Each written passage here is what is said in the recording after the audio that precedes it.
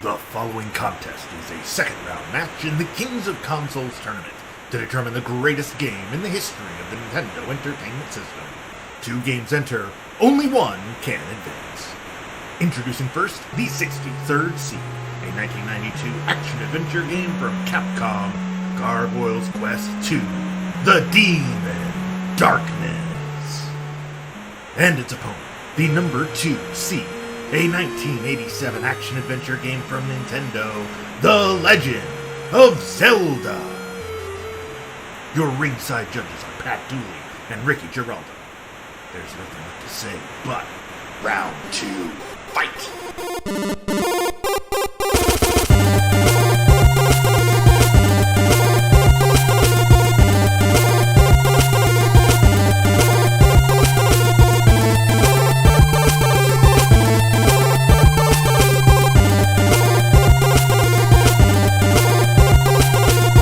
Hello and welcome to episode 57 of Kings of Consoles. This is the podcast where we're trying to find the best game for each home video game console by means of giant tournaments. You have caught us 57 weeks into our Nintendo Entertainment System tournament, and today we are taking a look at the number 2 overall seed as determined by IGN's list of the 100 best games for the NES, The Legend of Zelda, as it takes on the number 63 seed, Gargoyle's Quest II, The Demon Darkness. I'm Pat Dooley. Now Ricky Giraldo. And yeah, we're here. We started the year on a Nintendo All-Stars tip. We've played Kirby, we played all 3 Super Mario Brothers, we played Metroid last week, which was awesome and has aged incredibly well. Great game. We played Excite Bike and Final Fantasy and Dragon Warrior, and we played a whole lot of great classic Nintendo games. Punch Out, and it has brought us here to the first Zelda game. But we do always start by talking about the underdog, which in this case is a 1992 action-adventure game from Capcom, Gargoyle's Quest II, The Demon Darkness, which you heard us talk about back in episode 31 when it beat Cobra Triangle to advance to this matchup. If you didn't listen to episode 31, you can always go back in whatever app you're listening to us on. You can go back and listen to everything. So Gargoyle's Quest II, in that episode we talked, in detail about what the game is. It is a spin-off of the Ghosts and Goblins franchise, starring Firebrand the Gargoyle. And I mean, honestly, it's similar in a lot of ways to a game we're going to play next week. I would contend it's better than the game we're going to play next week. But that's not really saying much, which you'll find out next week when we talk about that game. But I mean, it's fine. It toggles between it has an RPG style overworld map where you go into towns and you talk to people, and then you go to a place, and then it turns into a side-scrolling platformer. It's a really frustrating platformer. And it's also weird that you're Firebrand. It's cool that you're Firebrand, but just weird that he has. It's a weird choice. Yeah, I'm like, this guy was just a villain in Ghosts and Goblins, and now he has his own game. 2 of them. This is the sequel. 2 of them. And he's a character in Marvel vs. Capcom. Yeah. So it's Firebrand's got some staying power. Yep. Yeah, I mean, we'll get into it later about how far we made it. But I will say, I played the same sections over and over and over again, trying to, dying on the same platforming level and having to go back to, my last save and, trying to do the same platforming level again, and then finally clearing it, getting to a town, and then going to another platforming level and dying, and lather, rinse, repeat for an hour. It's fine, but we've played such better Capcom games in this tournament. I know it's not quite fair to compare it, but from a company that gave us 6 Mega Man games and Rescue Rangers and DuckTales, which we haven't got to yet. I feel like I'm missing another major Capcom game that we played. but it just there is some. There's something I'm missing, and we'll get to it eventually. But yeah, it just, I don't know. It feels like it's trying to do too much, and in doing so, it doesn't quite succeed on either level. Yeah, I think I feel like. Sorry, go ahead. Go ahead. You go ahead. I just feel like this was probably their answer to Castlevania. Like they tried, especially Castlevania 2. It felt like Castlevania 2 I could after see that. playing it. Yeah. Yeah. But yeah, I think the first time I was pretty high on it because I did not know Firebrand had his own game. Right. And now playing it again, I was like, okay, yeah, this game. Yeah. And we were talking before the pod, like we are kind of spoiled now that we played the Elite. Yeah. And it's like, wow. The difference between the elites and some of these games is quite a lot. Well, yeah. I mean, I think we talked about this on the podcast last week that like the gap between like the top 10 and then like 30 through 70 is huge. Like there's a massive gap between the top games, between, you know, your Metroids and your Super Mario Brothers 3 and the games like and Mega Man 2, which we haven't played yet, but I have played so many times, I know. It's just that the gap is so huge. And, you know, Gargoyle's Quest being number 63. Also, I kind of feel like it lucked out a little bit in that it got Cobra Triangle in the first round, which was also not a super great game. No. It was fine as a vehicular combat game, but it wasn't as good as Gargoyle's Quest 2. But there were a lot of games that didn't make it out of the first round that would have beat Gargoyle's Quest 2. It just, you know, luck of the draw. Right. So, I mean, it's like I said, you know, it's not bad. It's definitely not bad. It's just fine. Yep, it is not bad because it got a sequel. So people obviously liked it. There you go. They made the money, and Capcom. I mean, if something makes money, they are all about it. So look at how many Resident Evils we have. Look how many Mega Mans we have. Look how many Street Fighters. And there's so many. Like almost all their franchises have sequels. Mm-hmm. There's only one that really hasn't, and I know people are dying for it, and that's Okami. Oh yeah. Yep. And it feels a little weird that hasn't had a sequel yet. I think like it's been in the works, but it keeps like not happening. Huh. Right. Yeah, that kind of seems like a no-brainer. But of course, we've also been, you know, talking for weeks about how Metal Storm should have had a sequel. Capcom, do it. Pick it up. I'm sure you can get the IREM library dirt cheap and get the rights to make a new Metal Storm. You have to. Oh my Metal God. Storm. Next gen. Please. Yes. I want to play Metal Storm on my Switch and on the PS5 and Xbox Series X. I mean, honestly, at this point, I would settle for a mobile Metal Storm. Yeah, just a remake. Just give me that game. So good.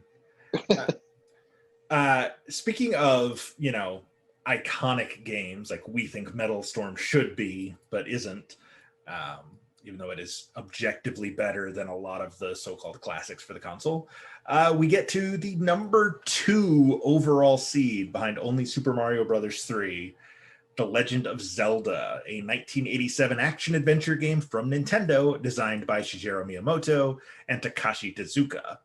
Link must traverse the land of Hyrule and collect the 8 parts of the Triforce of Wisdom so that he can defeat Ganon and rescue Princess Zelda. By battling through various caves in the large overworld map, Link gathers items like boomerangs, a magical musical instrument, bombs, arrows, and heart containers, which should sound familiar because there are now 19 Zelda games, including the number 21 seed in this tournament, Zelda 2, The Adventure of Link, which we will be playing next week. Although it is hard to call them sequels and prequels because the chronology of these games is bonkers. Just try to get through the Wikipedia about the Zelda chronology in one sitting. Because they're all different timelines and sequels of one universe. And yep. Yeah, there are basically like 4 distinct timelines that cross, you know, multiple platforms. It's not like all of the Game Boy versions are in the same universe. Yeah, it's just crazy. It has been ported to the GameCube and Game Boy Advance, as well as the Virtual Console for Wii, Wii U, and 3DS. It is included in the NES Classic, which is how Ricky would have played it, and it is available on Switch Online. It is the first home console game ever to have an internal battery for saving data. So that's, that's crazy. It's worthy of inclusion just based on that. I think it's the first game where you could save your game and come back to it later and not have to, enter a password to pick up where you left off. We always talk about, where the game ranks. Obviously, IGN has it at number 2 on their NES list. Games Radar calls it the number 3 game for the NES. Nintendo Power called it the 7th best game for any Nintendo console. Electronic Gaming Monthly calls it the 13th best game of all time and the 5th best of its time, which is a subtle distinction. But Game Informer calls it the best video game ever made, unless they made it in 2009. It was also inducted into the best game. Think about what had already come out by 2009, and they're still calling Zelda the best one ever. It was also inducted into GameSpy's Hall of Fame, which is a thing I didn't know existed and apparently doesn't exist anymore. But Web Archive still has it up if you want to look that up. It sold, this one's for you, Medic Sloan, 6.5 million copies, making it the 6th highest grossing game in NES history, behind only the 3 Super Mario Brothers games, Duck Hunt, and Tetris. Wow. Wait, not the Tetris we played, the Tetris for Game Boy. No, this is the NES Tetris, but also not the one we played. This is the Nintendo license. It's not real Tetris, right? The one that was also on Game Boy, but it's the NES version of the Game Boy version. It's a complicated thing. Is that on our list? Nope. Yeah, we just have the Tengen version on our list. Weird. So, I don't know. So weird. I mean, I guess it's more of a Game Boy game, so that makes sense. Yeah. Okay. I am kind of curious to go back and play. We should do a special episode at some point where we do like games that got sequels that didn't make the list, or like alternate versions, like do the Nintendo Tetris, do the first Gargoyle's Quest, Sure. Do the first Skate or Die, like just random game, do Chip and Dale 2, these random games that the first Double Dragon didn't make the list. The first Double Dragon, yeah. 2 and 3 did, but not the first one. So I don't know. Content. It's everywhere. So Zelda. Man. One thing I didn't include in that rundown, but that is very important to what I think we're going to spend a lot of time talking about. The packaging for the game came with maps and a hint book that explained how to find things in the very large overworld of Hyrule. Good, because without those things, the game is almost impossible. Impossible, Pat. I don't know how people got through this without it. I don't think they did. I am lost. I have no idea what to do. 2 hours of just wandering around, putting bombs up against rocks, hoping I would blow something up and get that of revealing a hidden passage that I could go into. Because I know that's a Zelda trope. Like, to find some hidden things, you have to just blow up rocks. So I would just blow up rocks, and sometimes I would find stuff, and sometimes I wouldn't. Usually I wouldn't, and then I'd have to go find a shop and buy more bombs. Die, and then die, and then die. So I like I've said before in the pod, I'm not a Zelda guy. The only Zelda I truly liked was Ocarina of Time. Which I agree is the best Zelda. And I don't know. It is definitely a top game of its time. It is definitely a classic. It is definitely a Hall of Fame caliber game. But I don't know, man. This game I didn't find it that fun. Yeah. I don't know. See, here's the comparison that's been kind of rattling around in my head since I played it the other day. It's like Mario and Zelda are like Citizen Kane and Casablanca. It's like, 1 and 1A. Like every gamer is a Mario and Zelda person, Usually they're a Mario or a Zelda person, just like every like major movie fan, or at least film snobs, are either Citizen Kane people or Casablanca people. Right. Is that my cat, or is there a I cat in your... I think that's your cat. What are you doing out there? I'm in the middle of a recording.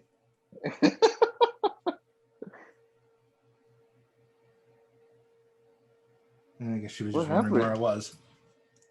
She just stopped. She's not even in the room. Like, you're just talking through the door. Just wanted to make sure I was okay, I guess. Where was I? Oh, Casablanca, Citizen Kane. Yeah. I fall in the Casablanca category. I appreciate how good Citizen Kane is. Like, objectively, it is great. It like pioneered a whole lot of film techniques that are still being used. Like, Wells was a visual genius. Like, there's no doubting that it's great. But given the choice between the two, I would rather watch Casablanca all day, every day. Same thing with Mario and Zelda. I appreciate why Zelda is great. It pioneered a lot of things that are still being used by game developers today. I mean, they've made 19 Zelda games. But and here's the thing, like almost all the main Zelda games has pioneered other games. Yeah. Like, every game wants to be Breath of the Wild now. Mm-hmm. So I totally 100% agree what you're saying, that we're more Mario guys. We will play Mario 100 times more than Zelda. Yep. We're not calling it a bad game. Not at all. Not at all. It is objectively great. Yeah. But it's just not for us. No. It's not fun in the way that Mario games are. Right. And here's the thing. I know there's people out there that are going to listen to this and be like, I had a lot of fun playing Zelda. And I get it. But I don't know, man. Like, maybe because we didn't know what to do. Maybe. I mean, we brought this up time and time again over the last year on this show, that the importance of the instruction manual, like how big a deal that was in the 80s.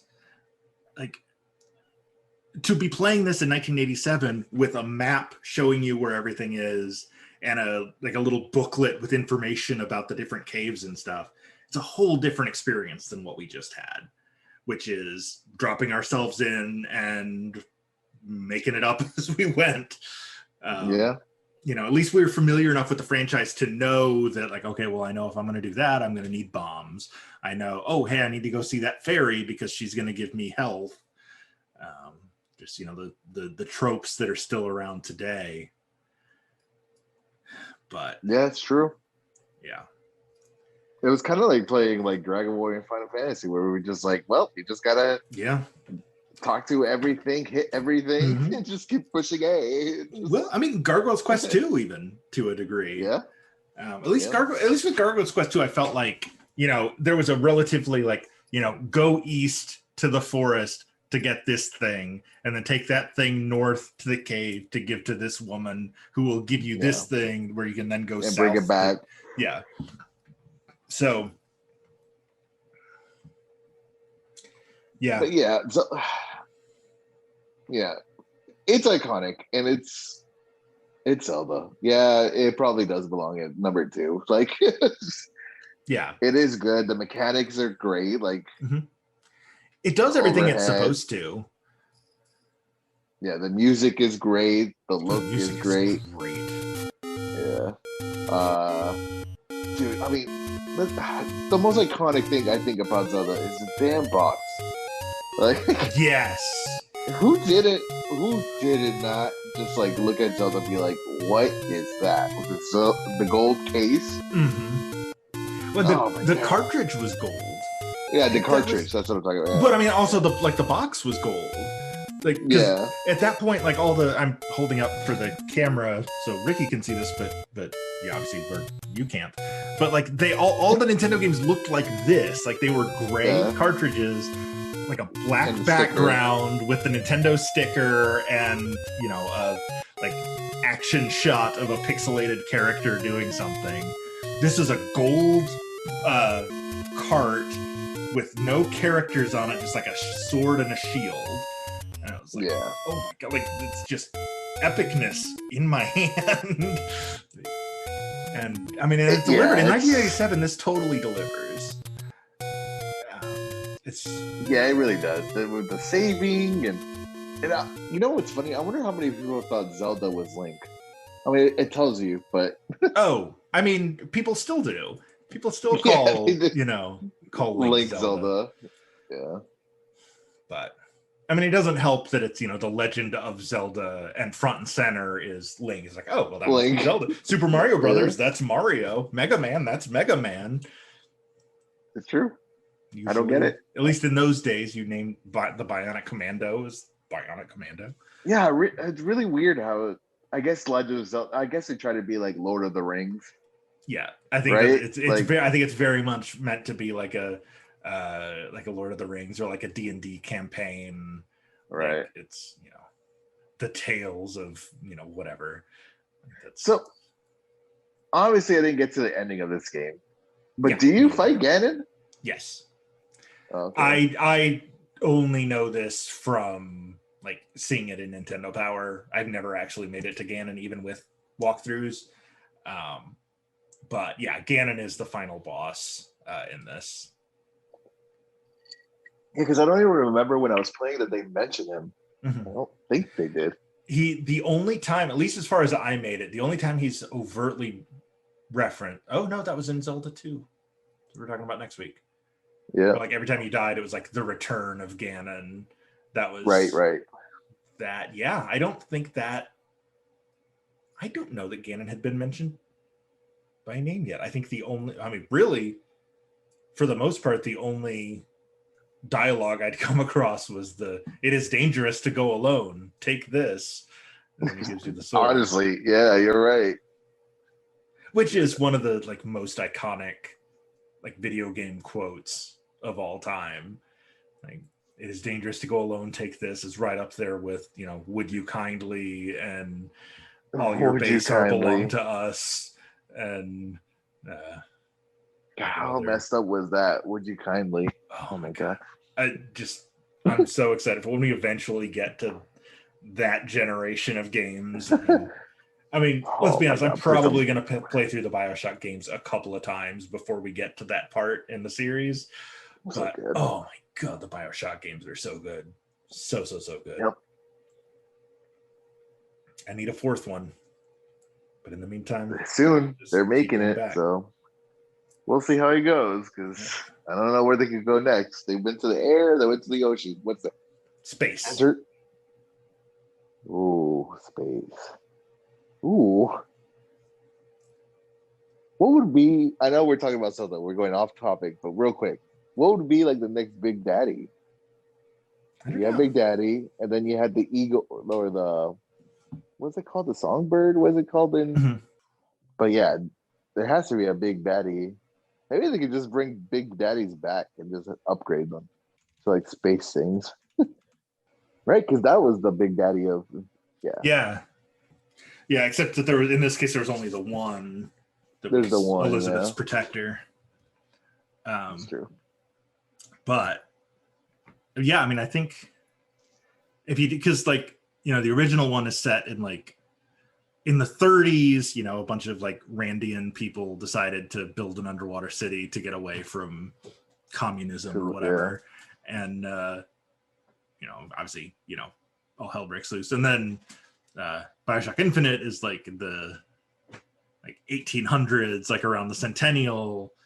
So I would think like this one would be like the 60s or 70s, like during the space race, some eccentric billionaire decides to build a floating city in a satellite in space and something goes horribly wrong. And it's so cool. That's what I would do if I was making BioShock 4. Have it be like a cross between BioShock and like Alien.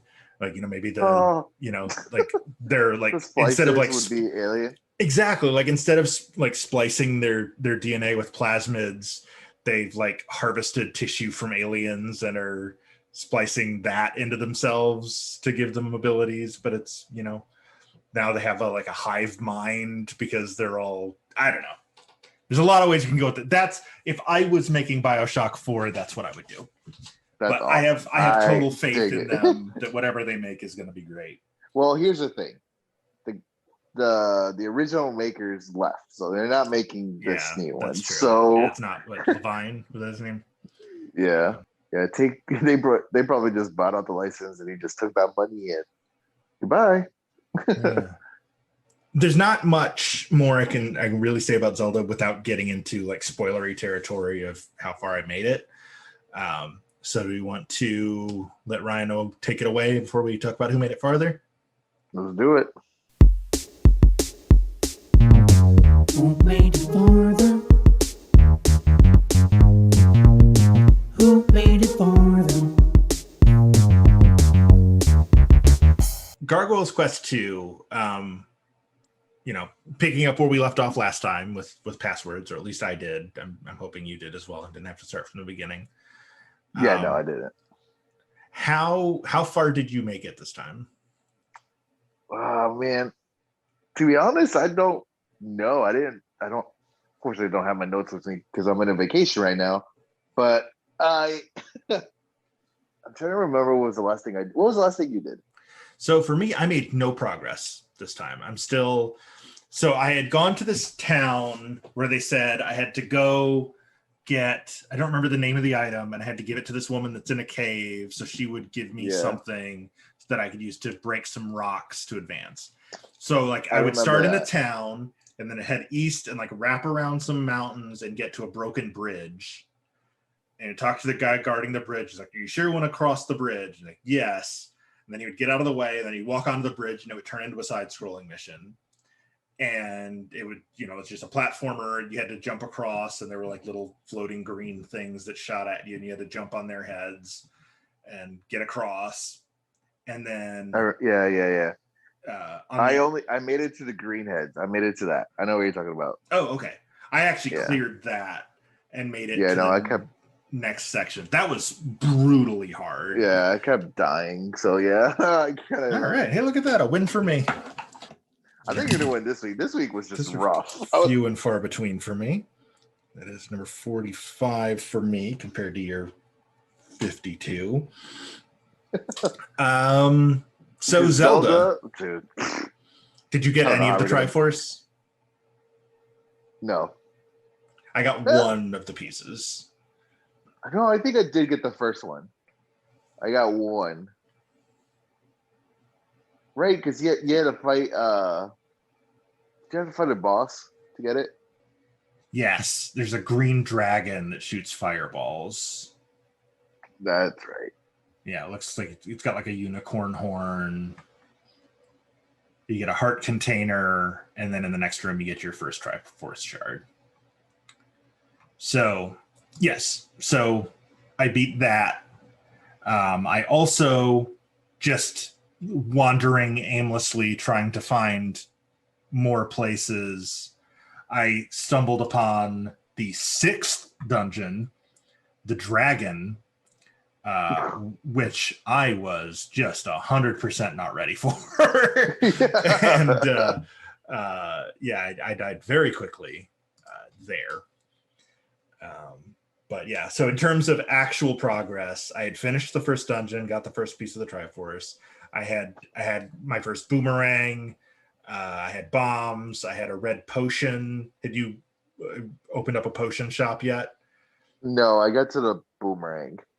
Okay, because there's get a boomerang. There's an old man who tells you that you have to give a note to the old woman, because there's an old woman in a cave in one of the random screens. What are these people in caves in both games? Like, what? Stay out of a cave. Yeah. How'd you get there without weapons and stuff? I'm just curious. Well, that's what they're hiding. They managed to get that far. And I'm just not coming out. You I don't know what use they have for money if they're just in there hiding from Octoroks and whatever. But so there's an old woman in one of the caves that you try to talk to her and she doesn't say anything or do anything. Yeah.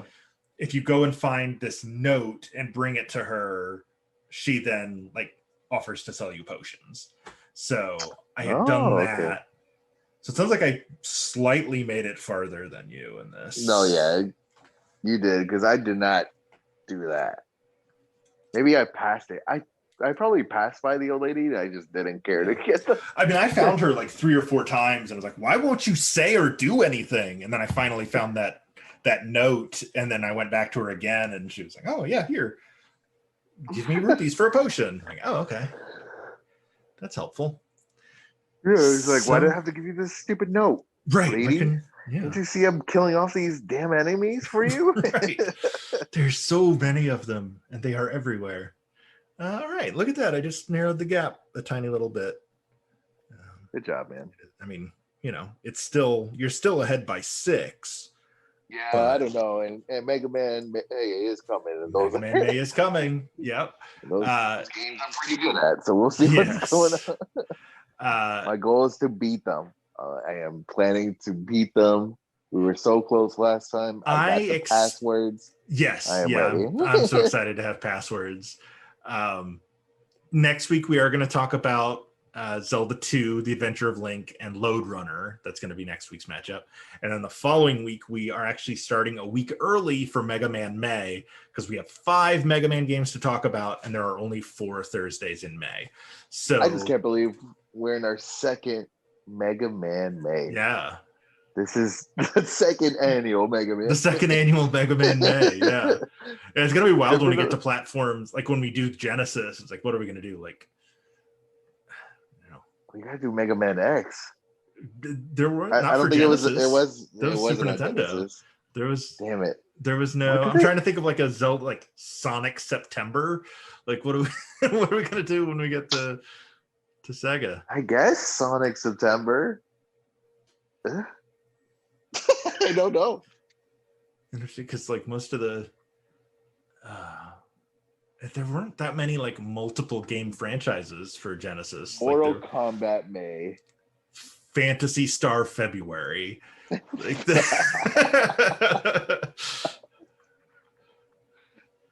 I see it. So obviously we're gonna pick the winner. Yeah. It's gonna be Zelda. It's Zelda. Like as underwhelmed as I think we both were with it, it is so significant, and it is a good game. It's just it is. Like for both of us, like I would rather play any of the Marios. I would rather play Mega Man. I would rather play River City Ransom. I would rather play Metal Storm. I would rather play Rescue Rangers. There's a lot of games we've played that I would rather play. I'd rather play Kirby. I'd rather play Metroid. But it is it's a classic. It's number 2 for a reason. It's hard to vote against it. And none of our listeners did. We always put out a poll on Facebook and Twitter. 100% of people that responded voted for Zelda. As they should. Like, it's like Gargoyle's Quest 2 is a good game, but it's not Zelda. Yeah. So Zelda will now move on to Link. The Legend of Zelda will move on to face the winner between one of the Mega Man games, Mega Man 4, and Micro Machines. Will be coming up in, I guess, 5 weeks from now. When we do Micro Machines against Mega Man 4 as part of Mega Man May. So we've picked our winner. We've talked about who made it farther. So it is time for Ryan O's question of the week, which I've just decided to, after talking about it the last couple of weeks, I'm just totally rebranding the segment. This is now called Ryan O's question of the week, because he does always send in really good questions via Twitter. Questions, yeah. This week, he asks, we have seen a lot of bounty hunters in video games lately. If you were to create a video game with a bounty hunter, what would be some must-have weapons or items? So, I would love to see some non-traditional weaponry. Like, there's, every, bounty hunter or whatever type game is, guns and bombs and You know, I think there should be like, in my version of the game, like there would be a premium. You would get more money or credits or power-ups or whatever by bringing in your bounties alive. And so there would be like a premium would be put on like on stealth and using like bola guns to wrap people up, so you can take them in, or why can't I think of the word? Knockout darts. The Tranquilizer. Thank you. That's the word I was looking for. Yeah, tranquilizer darts, and it would be cool if it was, if there was also kind of, if you had to get into combat, if it was like a little more fluid rather than just like standing and punching and punching and punching until one of you falls down.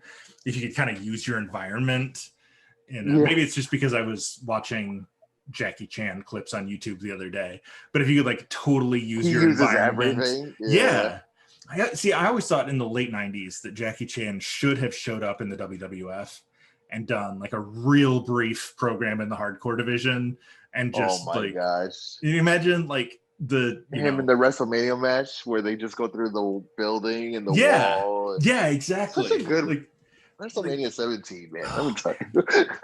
As close to a perfect wrestling show as you're ever gonna see. Yep. So good. Even the gimmick battle royal was great. Where Iron Sheik couldn't move, but they made it by work. The time he gets to the ring, it's gonna be WrestleMania 36. R.I.P. Bobby Heenan. But yeah, I always thought that would have been super fun, like watching him roll up Crash to win the belt, and then be chased all through the arena and like diving in and out of everyone's ass. Everyone's uses the popcorn machine or the gate at the concession stand, and he's like climbing up the side of staircases to get into the upper deck. So my weapon of choice, and I don't think this is seen a lot, is an instrument, like a musical instrument. Ooh. Like I feel like a bounty hunter bard. I like it. Keep going. Like, how cool would that be if like he has like a flute and he just like, woo, and then he's like happens, like he summons things, or I don't know. Yeah, because it could go either way, like be like a music soothes the savage beast kind of thing, where like you can lull him to sleep, like give him the Jigglypuff treatment, or or use it to like summon I just played the wolf song. You better run. Right. And like the character is like so scared because he's like, oh my God, he's a top bounty hunter, but no one knows how he does it. And then you find out it's because he has a tiny guitar or something. The ukulele of wonder. Exactly. It's this badass character, but he has a triangle that does. So that's my weapon of choice. Musical instrument. I think that'd be cool. I just love bards right now in the D&D campaigns. Like, my bards, God, I love my character. My favorite character I ever played was a bard. Very much like you can tell Zelda definitely has some D&D elements to it, but it's just not there yet. It's getting closer. Like Breath of the Wild, being able to just kind of wander around and do whatever you want is probably the closest it's gotten so far. Yeah, it's almost there. I mean, there's some things that do it pretty well. Diablo does it pretty good. Yeah, some games that do it. I mean, Shadowgate. I'm surprised that we don't have like an official D&D game that you could do D&D in like an Xbox, PlayStation, or where you could create your character. Imagine it's Breath of the Wild, right? You create your own character is like a WWE game. Mm-hmm. Where you could do anything, and there you go. That's D&D. I mean, it kind of, I guess, takes away D&D, but or maybe this is World of Warcraft, to be honest. Yeah, I would say World of Warcraft is probably the closest, but even that there's not a ton of role playing in WoW. It's like if D&D was only encounters, which I know some players love, Like some people are all about the, rolling for initiative, but it doesn't have. I was gonna say, now with Discord and all these things, you can make it happen. Yeah, You can that's true. voice over these characters. So I don't know, man. That's true. But even that's you building, like that's you adding something to the game rather than it being a part of the game, like it is in D&D. Like it would need to be. I mean, I've talked so much on this show about Witcher 3, and I just beat it, so you don't have to hear me talk about it much longer. But the way that you like interact with characters, like with NPCs, affects how the rest of the game goes. Like to the point where, like at the end of the game, it's like, oh, because you did this happened, and this war broke out, and this character died. And like, oh, like you didn't get to see that happen. It just like told you the story of what happened because of the choices you made. But like that's closer. Like that's closer to how a D&D campaign works. Something like a cross between that and a WoW. Like it's just really close. We're not quite there yet. True. But where we are is at challenge.com/Kings of Consoles, where you can see our full 100 game bracket. You can see the results of our previous 56 episodes now. Next week, you'll be able to see Zelda has moved on. We update once a week with the previous week's results. You can contribute to the show financially if you want at ko-fi.com/Kings of Consoles. You can watch us stream on Twitch, twitch.tv/Kings of Consoles. We are on facebook.com/Kings of Consoles. Kings of Consoles pod at gmail.com. We are at Kings of Consoles on Twitter. I am at Loopy Date. And I'm at Ricky GN7.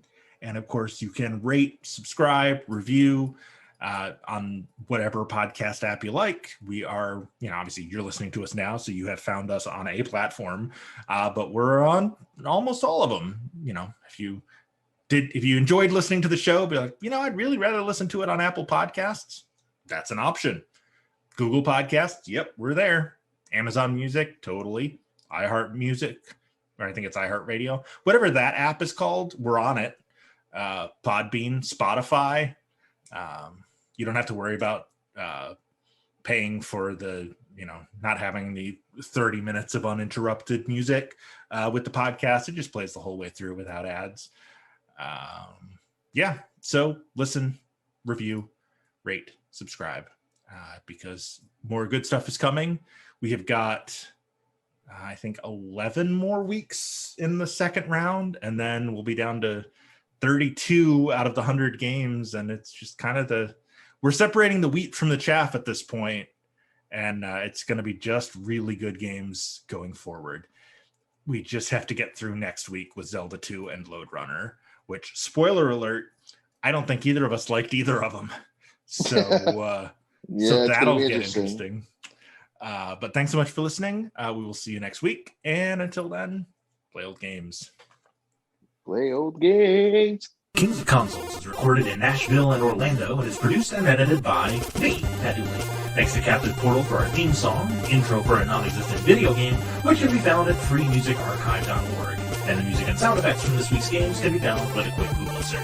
The opinions expressed in this and every episode are our own, and we are in no way sponsored by or affiliated with Nintendo. We're just big fans.